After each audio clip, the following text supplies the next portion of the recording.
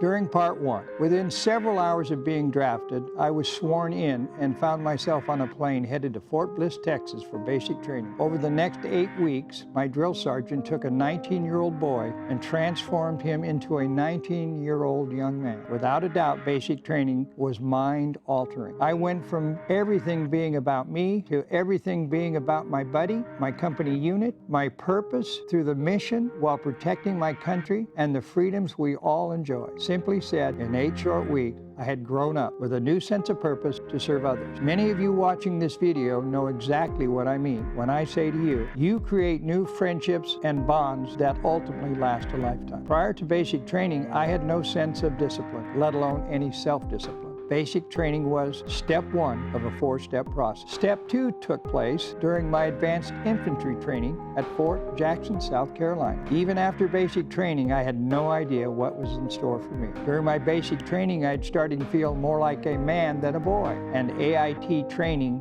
was about to develop the man. My increased training regimen suited me well as I began to develop both my physical strength and my endurance. During the new skill sets that became an 11 Bravo combat infantryman was exhilarating to say the least. At the end of 8 weeks, I had become a force to be reckoned with, still having no idea what I was about to become. Those of you watching this video that have personally experienced combat know exactly what I'm talking about. And those of you who haven't seen combat can only imagine what it must have been like. Step 3 was my development, which happened within 1 week of graduating from advanced infantry training. When I landed at Ben Hoa Airfield in South Vietnam, I've never forgotten waiting on that airstrip for my final in-country deployment to my new company unit, which was Company D, 1st to the 5th Air Cav. Within 8 days of arriving in country, I would find myself constantly being shot at by an enemy that I could not see. No amount of training can prepare you for this kind of experience. Your training, if you can remember it, merely provides you an opportunity to be shot at again, and later during the same day or maybe later that night. Step 4, I identified as how much experience in actual combat you can achieve without getting yourself killed.